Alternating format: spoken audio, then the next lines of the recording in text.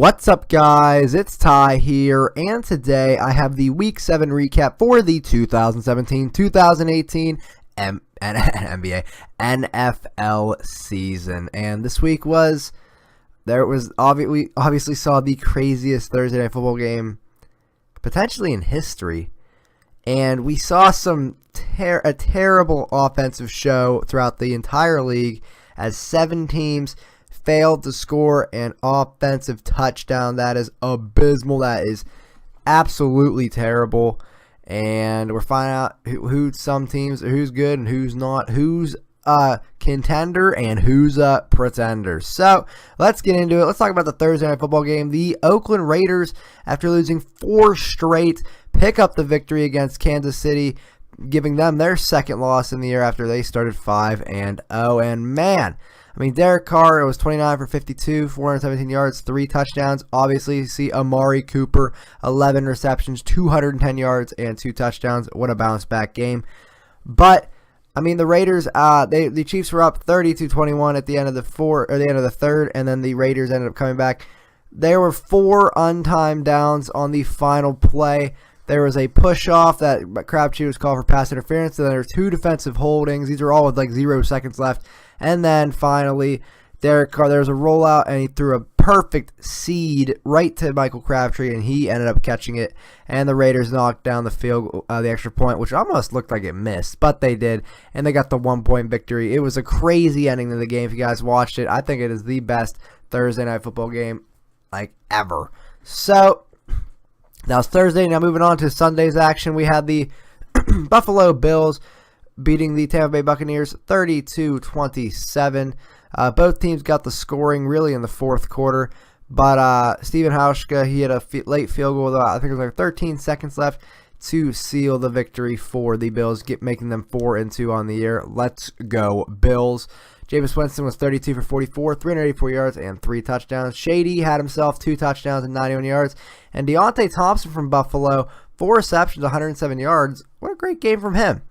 The Chicago Bears, I think it's their second win in a row with the Mitchell Trubisky's here, beating the Carolina Panthers, who I thought were better than this, but obviously not. They beat them 17-3. And actually, both of these teams failed to score an offensive touchdown, but rookie Eddie Jackson, he had an interception and a fumble recovery for both of them were for touchdowns, so he had 2 touchdowns. So, what a game. He's from Alabama, as we know. Cam Newton just did not have the best game. He had 2 picks. Tariq Cohen, he had himself a big catch there, a run reception, 70 yards. But Mitchell Trubisky is the first quarterback, I think he's the second quarterback. He completed 4 passes and still picked up the victory. Really, he would have only scored 3 points, but the defense came to play. And then another game where the 2 teams failed to score an offensive touchdown. The field goal game as the Tennessee Titans beat the Cleveland Browns 12-9, making the Browns 0-7.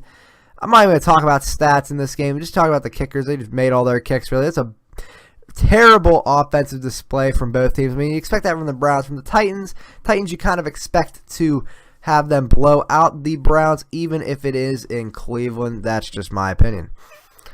The New Orleans Saints, after starting 0-2 on the season, have won 4 straight, including this win against the Green Bay Packers in Lambeau, as they dropped 2 games in a row. Blake Huntley just wasn't enough, but Drew Brees was 27 for 38, 331 yards, and a touchdown. He also had a rushing touchdown. Technically, he's like his little QB sneak.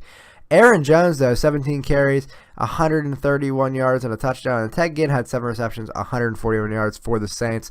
But yeah, Blake Huntley scored himself a touchdown, but Drew Brees actually threw 2 picks in the first quarter. The Packers were looking good, but then the Saints ended up obviously coming back in the second half and picked up the victory. They're 4-2 on the season.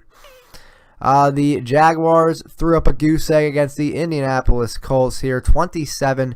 TJ Yeldon came out of nowhere with 9 carries, 122 yards, and a touchdown. Allen Hurns also coming out of nowhere, 5 receptions, 101 yards, and Blake Bortles was 18 for 26, 330 yards, and a touchdown. Jacksonville, they always win on the odd weeks. They're playing next week's an even week. They're going to lose. They'll go down to 4-4. I'm just saying.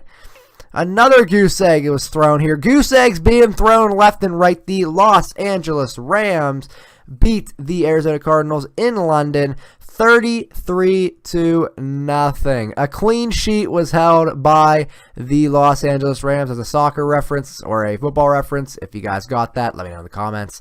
Jared Goff was 22 of 37, not actually the best game, with a touchdown, 235 yards. And then Todd Gurley had himself 106 yards on the ground and a touchdown, as he does, keeping up his great year. The Miami comeback by 17 points Dolphins here. They beat the Jets 31-28 as they outscored the Jets 17-0 in the fourth quarter. The Jets blew another lead. I mean, that is just heartbreaking. They were up 28-14 after 3, but then the Dolphins just came back. Josh McCown, though, had a pretty good game, though. 17 for 27, 209 yards, and 3 touchdowns. Jarvis Landry, 7 receptions, 93 yards, and a touchdown.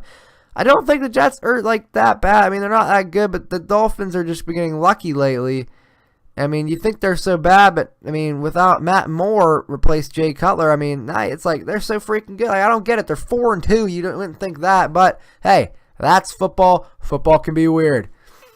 Well, here, talk about a freaking field goal game again. I mean, there's only, like, one touchdown score for each team, I believe. But the Minnesota Vikings picked up the victory against the abysmal Ravens. They look so bad, man. They look really bad. 24-60. I know this game was close, but man, they just did not look good. Latavius Murray came out of this game. 18 carries, 113 yards, and 1 touchdown. As a Jerick McKinnon owner, I hope Jerick McKinnon can get back on the high horse. He still had some catching. He still had some receptions. So, I mean, it's not the end of the world, but I don't know. I'd like to have a little bit more involvement with Jerick McKinnon. You know, you guys understand. Dallas Cowboys in a statement game here against the they were 0-6 49ers, now 0-7. They beat them 40-10. 10 sacks in the game for the Cowboys. Zeke had 147 yards and 2 touchdowns. Great game from the Cowboys altogether. They are now back to 500 on the year. The Giants were actually up 7-3 at the half, but the Seahawks outscored them 21-0 in the second half. The Seahawks moved to 4-2. They've won 3 straight, and the Giants are moved down to 1-6, with that lone win being against the Denver Broncos, and we'll talk about them in a second. But Russell Wilson was 27 for 39, 334 yards, and 3 touchdowns. Doug Baldwin had 9 receptions, 92 yards, and a touchdown himself. Rivalry game here. The Pittsburgh Steelers picked up the 29-14 victory against the Cincinnati Bengals. Bengals. I'm sorry. Ben Roethlisberger was 14 for 24, 224 yards, and 2 touchdowns. Le'Veon Bell, 35 carries. Oh, my God. The bell cow at 134 yards. And then Antonio Brown got himself a touchdown early as well. Chris Boswell, the second half was just literally 3 Chris Boswell field goals. And I'm pretty sure he had 5 field goals in the entire game. So a pretty nice day from Mr. Boswell, the man out of Rice. And another goose egg was thrown here. The Denver Broncos fall to the Los Angeles Chargers, who have won 3 straight. They win 21-0. The Broncos have lost 2 straight. They looked really strong at the beginning of the year, but now they really do not look good. Trevor Siemian just really is nothing. Is nothing really. And the Broncos got their first shutout in 25 years. I mean, it was bound to happen. It had to happen again. And now for the Sunday night game in primetime, the Super Bowl rematch, or should I say the Super Bowl mismatch, is what I like that tag there, as the New England Patriots seem to be back on track here. They beat the Atlanta Falcons 23-7. The Falcons have lost 3 straight. They probably should have won 2 of them, but hey, it's not my fault. They blew lead to the Dolphins. All right, I'm just saying. But yeah, Tom Brady was 21 for 29, 249 yards, and 2 touchdowns. Deion Lewis had 76 yards on the ground. And then Julio Jones got his first touchdown of the year. He had a pretty good game, 9 receptions, 99 yards, and a touchdown. And then on Monday night, the Philadelphia Eagles beat the Washington Redskins for the second time in the year, sweeping the season series. I guess it's called a series. And the Eagles have the best record in the NFL at 6-1. They win 34-24. Kirk Cousins was 30 for 40, 303 yards, and 3 touchdowns. Zach Ertz had 5 receptions, 89 yards, and 1 touchdown. He keeps getting another touchdown. Carson Wentz, I believe, did have 4 touchdowns. He looked really, really good. And those were all the games from Week 7. Let's just preview the games for Week 8. Let's predict who we think is going to win.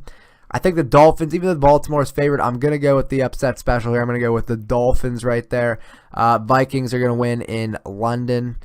I hope the Bills win this game, but I actually do think the Raiders are going to win that game. I think the Bengals are going to beat the Colts. I want the Chargers to beat the Patriots, but I do believe the Patriots will win this game.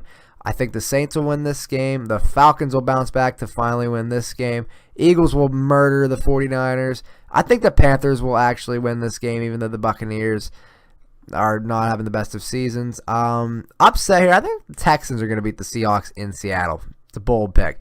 I hope the Redskins beat the Cowboys in this game. Steelers are going to beat the Lions here. And then on Monday night, I think the Chiefs are going to throttle the Broncos. That's just my opinion. So, yeah, guys. A lot of teams on buys next week, by the way. 6 teams. That's sad. So, guys, if you wanted to enjoy the video, make sure you guys like, comment, and subscribe to the YouTube. If you haven't already, it's Tyler signing off saying, I'll see you in the next one, guys. Have a good one. Later.